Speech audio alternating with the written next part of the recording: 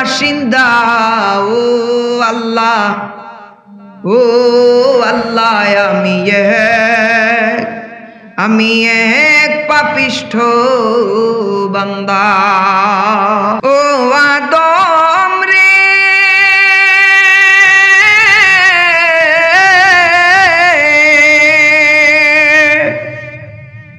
পাক দরিয়া গেছে দাড়ি, দন্ত আছে গোটা চারি, সমন জারি গিয়াছে করিয়া রে সোনাহারা জিন্দেগি তোর যায় ফাঁকি দিয়া। কথা বলেন ঠিক কিনা?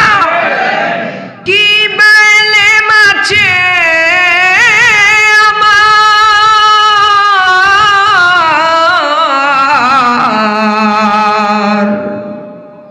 কি বাগে আনাছে নবী গো,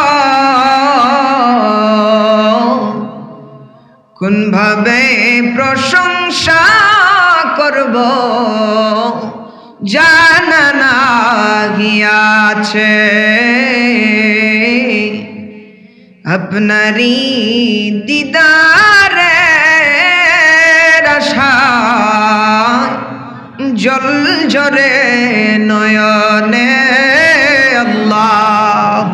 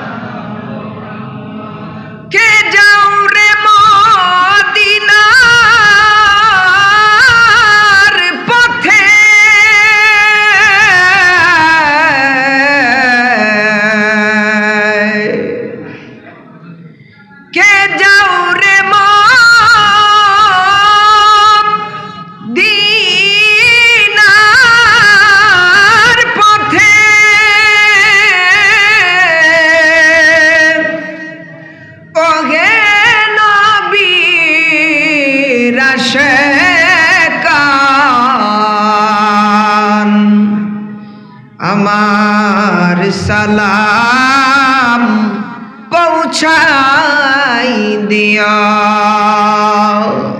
ওরে আমার সালাম পৌঁছাই দিও, নূর নবীর দরবার। আল্লাহ সাল্লাল্লাহু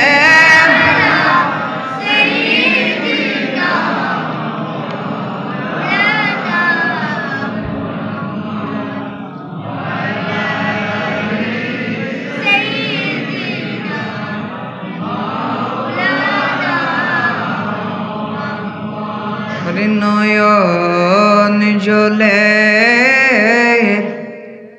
কান্দি নিরালায় গো নবীজি, কোন সাধনে পাইব আপনায়। আমরা নবীজির দিদারে মুস্তফা পাইতে চাই কে চাই না? এই আওয়াজ তো হয় নাই। আমার নবীজি দুলালে আমিনা তাজদারে মদিনা জনাবে মুহাম্মদুর রাসূলুল্লাহ সাল্লাল্লাহু আলাইহি ওয়াসাল্লামের মহব্বত কি জিনিস যে দুনিয়ার জমিনের মধ্যে বাবা সন্তানের প্রতি মহব্বত করেছে, কিন্তু এই মহব্বত দুনিয়া পর্যন্ত, হাসরের ময়দান পর্যন্ত নয়। মা তার সন্তানকে মহব্বত করেছে, কিন্তু এই মহব্বত দুনিয়া পর্যন্ত, মৃত্যুর আগ পর্যন্ত, মৃত্যুর পরে নয়। আরে ভাই তার ভাইকে মহব্বত করেছে, কিন্তু এই মহব্বত দুনিয়া পর্যন্ত, মৃত্যুর পরে নয়। কবর দিয়ে আসার পরে, দাফন করে আসার পরে ভাই ভাইকে ভুলে যায়, বাবা সন্তানকে ভুলে যায়, মা সন্তানকে ভুলে যায়। কিন্তু মহব্বতে মুস্তফা হলো সেই মহব্বত, যেই মহব্বত কিয়ামতের ময়দানে হাউজে কাউসারের পানি পিলাইয়া তোমার জান্নাতে যাওয়ার মাধ্যম। আরো জুড়ে বলি না সুবহানাল্লাহ।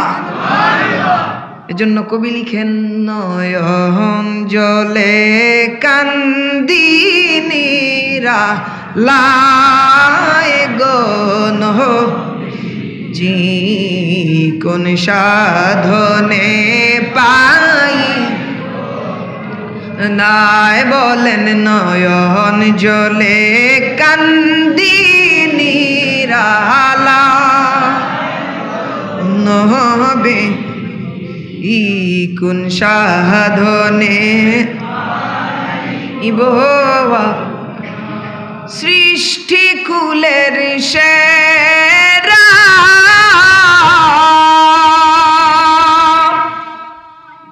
আল্লাহ তাআলার পিয়ারা,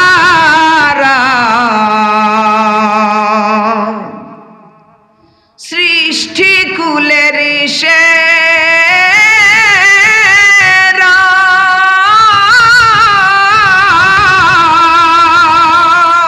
আল্লাহু আকবার। আরো আওয়াজ করে বলি আল্লাহু আকবার। সৃষ্টি কুলের সেরা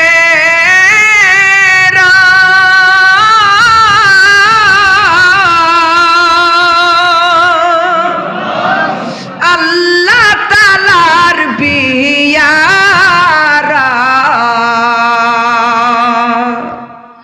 করে উঠাইলেন আরশে মুআল্লা গো নবীজি কোন সাধনে পাইব আপনায়, বলেন নয়ন জলে কান্দিনীরা গো নবীজি কোন সাধনে পাইব আপনায়। আওয়াজ করে পড়া যাবে কি ইয়া রাসূলুল্লাহ। আলহামদুলিল্লাহ, ইসলামী যুব কল্যাণ পরিষদ গণিপুরের উদ্যোগে ও এলাকার মধ্যে গান্ধের ইসালে সব মাহফিলের সম্মানিত সভাপতি সাহেব, দিগর উলামা ইকরাম, অত্র মাহফিলে উপস্থিত আমার সম্মানিত শ্রোতাবৃন্দ এবং পর্দার অন্তরালের পর্দানিশীন মা বোনেরা, আসসালামু আলাইকুম ওয়া রাহমাতুল্লাহি ওয়া বারাকাতুহু। ইয়া সুবহানাল্লাহ, নমন গয়ার মসজিদ আল্লাহু আকবার। পয়সা বলা আমার ভিতরে আইলে তো একটা সুন্দর হইলো না, ঠিক না? ঠিক না? আল্লাহ পাকের ইলাহিয়তর দরবারে অসংখ্য অগণিত শুকরিয়া আদায় করছি যে মহান রব্বুল আলামিন আমাদেরকে আল্লাহর পবিত্র ঘর মসজিদে আসার বসার তৌফিক দিয়েছেন। এর জন্য আল্লাহর দরবারে শুকরিয়া আদায় করছি। সকলে বলি আলহামদুলিল্লাহ। আরো শুকরিয়া আদায় করছি যে মহান রব্বুল আলামিন আমাদেরকে এমন একজন নবীর উম্মত বানিয়েছেন যেই রাহমাতাল লিল আলামিন হলেন আল্লাহর পিয়ারা, সৃষ্টিকুলের সেরা, যেই রাহমাতাল লিল আলামিনের উম্মত হবার জন্য তামাম নবীকুল আল্লাহর দরবারে আরজ করেছিলেন।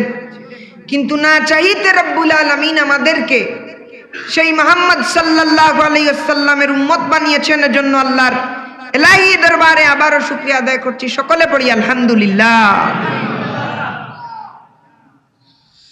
আমি আপনাদের সামনে দুই টুকরা আয়াতে কালিমা তিলাওয়াত করেছি। আল্লাহ রাব্বুল আলামিন পবিত্র কালামে বলেন, ইন্না আকরামাকুম ইনদাল্লাহি আতকাকুম, তোমাদের মধ্যে সবচাইতে আমার কাছে প্রিয় ওই ব্যক্তি যেই ব্যক্তি তাকওয়ার রাস্তা অবলম্বন করেছে। পড়ি সুবহানাল্লাহ। এবং দ্বিতীয় আয়াত পড়েছি, আল্লাহ বলছেন যে যদি তোমরা আমি রব্বুল আলামিনকে পাইতে চাও তাহলে আমার হাবিবকে অনুসরণ করো। বলি সুবহানাল্লাহ। দুইটা আয়াতের মাধ্যমে বোঝা যায় যে মানুষ যদি সফল হইতে চায়, মানুষ যদি দুনিয়ার জিন্দেগিতে সফল হইতে চায়, আখিরাতের জিন্দেগিতে সফল হইতে চায়, তাহলে সে যেন আল্লাহকে ভয় করে এবং রাসূল পাক সাল্লাল্লাহু আলাইহি সাল্লামের মহব্বত করে।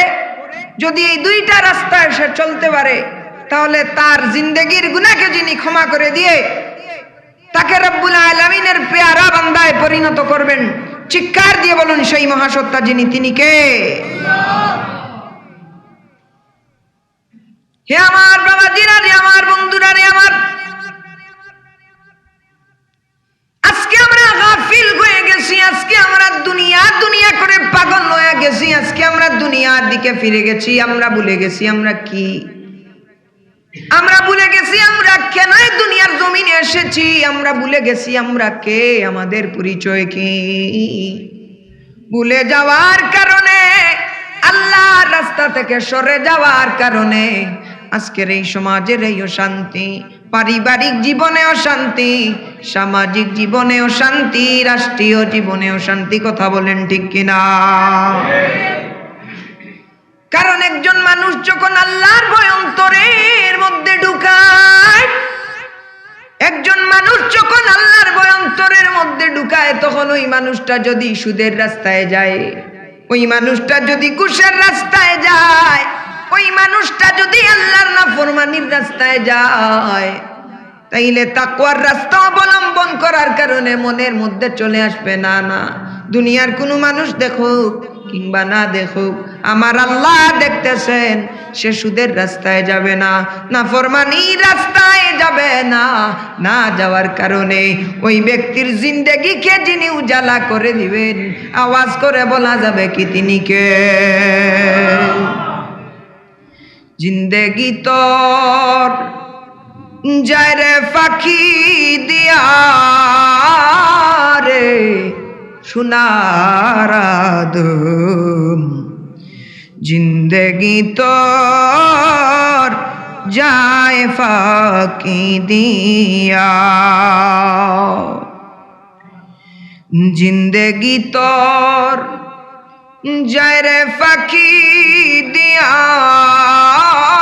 রে সোনার আদম, জিন্দেগি তোর যায় ফাঁকি দিয়া।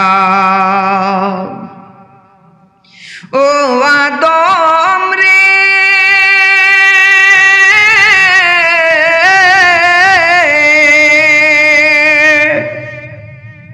পাক দরিয়া গেছে দারি, দন্ত আছে গোটা চারি, সমন জারি গিয়াছে করিয়া রে সোনার আদম, জিন্দেগি তোর যায় ফাঁকি দিয়া। কথা বলেন ঠিক কিনা? ওরে আন্দারপুরের মানুষ আমি, ইটা কথার মানাও কেউ বুঝবে না। ওরে আন্দারপুরের মানুষ আমি, আর আন্দার ঘরের বাসিন্দা। ও আল্লাহ, ও আল্লাহ, আমি এক পাপিষ্ঠ বান্দা। তো আমার বাবাজিরা রে, আমার বন্ধুরা রে, আমার বলতেছিলাম সেই কথায় যে মানুষ যদি তাকওয়ার রাস্তা অবলম্বন করত, তাইলে আজকে আমার সমাজের এই অবস্থা হতো না। আজকে আমার সমাজে ভালো কাজ যদি কেউ করে, তাইলে সেই জায়গায় লক্ষ লক্ষ মানুষের সমাগম হয়ে যেত। খারাপ কাজের যদি কেউ আয়োজন করে কিংবা খারাপ কাজ যদি কেউ করে, তাইলে সেই জায়গায় প্রতিবাদের আওয়াজ উঠত। কথা বলেন ঠিক কিনা? আরে যদি মানুষ তাকওয়ার রাস্তা অবলম্বন করত, তাইলে এই সমাজে গড়ে গড়ে আল্লাহর পেয়ারা বান্দায় পরিণত হইয়া যাইত।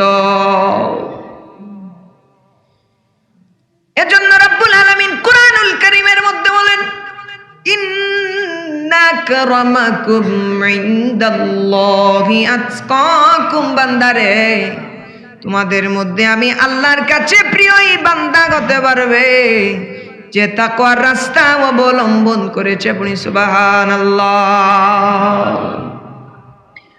গভীর রজনীতে দুনিয়ার মানুষ যখন গভীর ঘুমে আচ্ছন্ন হয়ে যায়, দুনিয়ার মানুষরা যখন গভীর ঘুমে চলে যায়, ওই সময় যখন কোনো বান্দা ওযু পড়িয়া যায় নামাজ বিছাইয়া আল্লাহর দরবারে 2 ফোঁটা চোখের পানি ছাড়িয়া বলে, আয় বারে লাহি, আয় রব্বুল আলামিন, আয় রব্বুল আলামিন দরদি গো, এত গুনাহ করেছি, এত নাফরমানি করেছি আল্লাহ,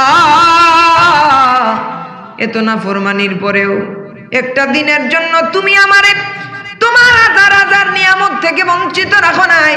আয় রব্বুল আলামিন, এত নাফরমানির পরেও একটা দিনের জন্য আমারে আলো থেকে দূরে রাখো নাই, বাতাস থেকে দূরে রাখো নাই, তোমার হাজার হাজার নিয়ামত দিয়ে আমারে বাঁচায়া রাখছো রব্বুল আলামিন। মালিক গো, ভুল করছি, আর করব না আল্লাহ। বান্দার চোখের পানি কাল পর্যন্ত হবে আসার আগে ওই বান্দার মাফির ঘোষণা যিনি ফেরেশতাদের মাজলিসে করে দেন, আওয়াজ করে বলা যাবে কি সেই মহাসত্তাকে? আর জুড়ে বলুন তিনি কে? গাফুরুর রাহিম নাম তোমার আল্লাহু আল্লাহ আল্লাহ। বলেন গফুরুর রাহিম নাম তোমার আল্লাহ আল্লাহ। গুনার বুঝা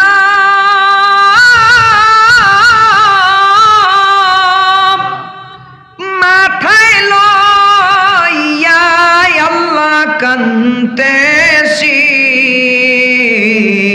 বলেন গুনার বুঝা মাথায় লইয়া আল্লাহ মাফ করো গো মাবুদ মাওলা। হি বলেন মাফ করো গো মাবুদ মাওলা। তুমি যদি মাফ না করো আল্লাহ বান্দারে, তুমি যদি মাফ না করো আল্লাহ রে, গুনাহগার বান্দায় আমরা যাইব কার দ্বারে। এজন্য রাতের নিস্তব্ধতায় বান্দা যখন রব্বুল আলামিনের এলাহিয়তের দরবারে গুনার প্রতি অনুতপ্ত হাত বাড়াইলায়, এটাই হইল কি তার তাকওয়ার পরিচয়। হোক সুবহানাল্লাহ।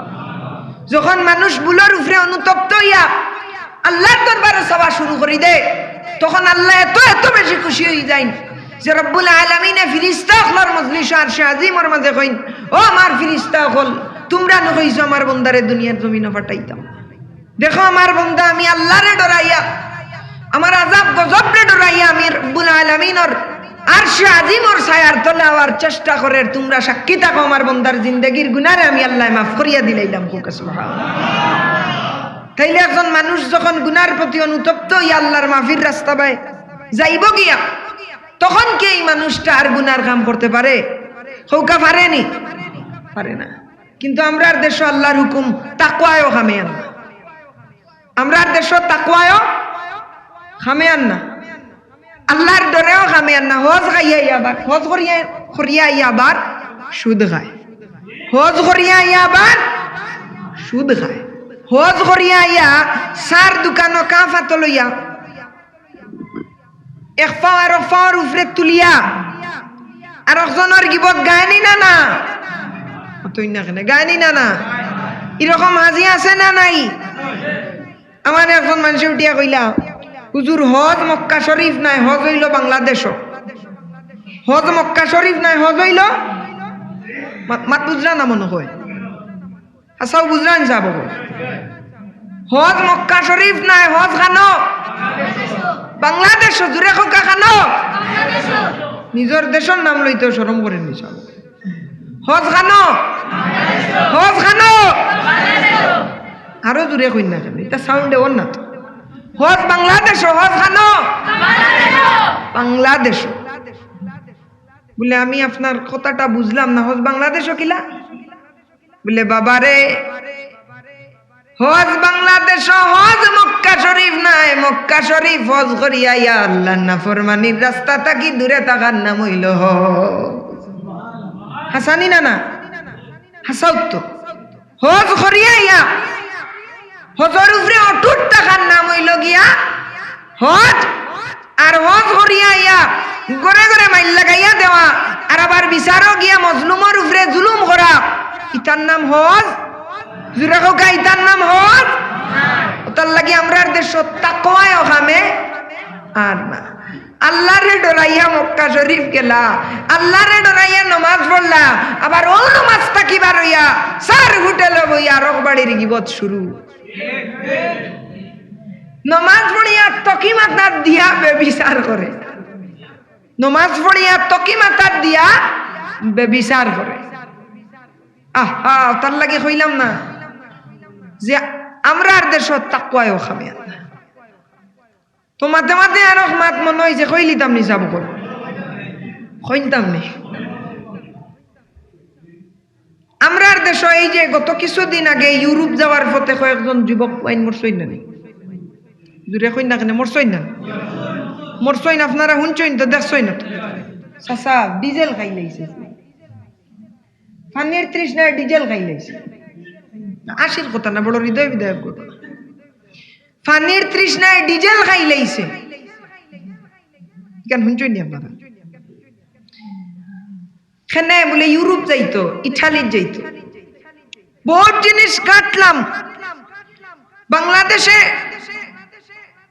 এত কিছু থাকার পরেও যেমন ধরেন খাইয়া বাঁচবার মতো তো কাজ আছে। ধনী হইতাম ভারি আর না ভারি, খাইয়া বাঁচবার মতো কাম আসেনি বাংলাদেশও? মাতইনা কেন আসেনি? রিস্কা চালানি যায়নি বাংলাদেশও? ঠাক চালানি যায়নি? ঠেলা চালানি যায়নি? মুসিগিরি করা যায়নি? ইতা কিতা জীবিকা নির্বাহর রাস্তা নাইনি?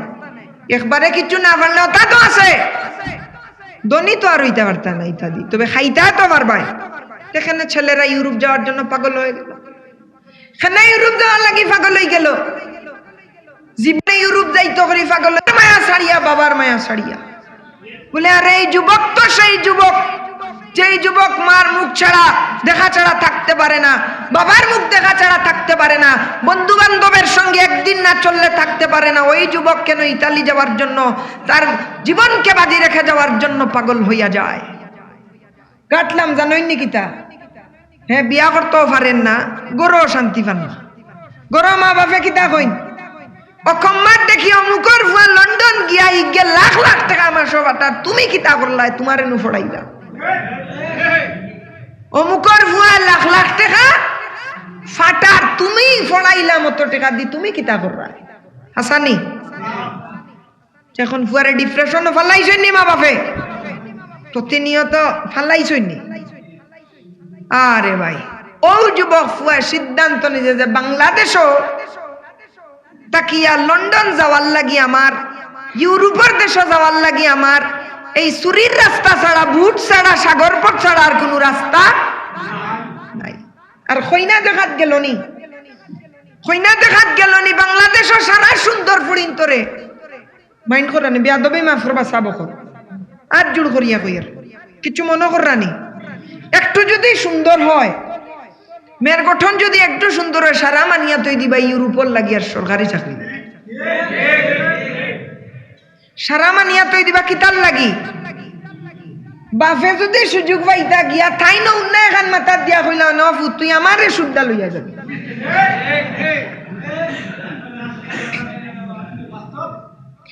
ঠিক কিনা যুবক ভাইরা? এজন্যই তো মরণ রাস্তা বেছে নিয়েছে।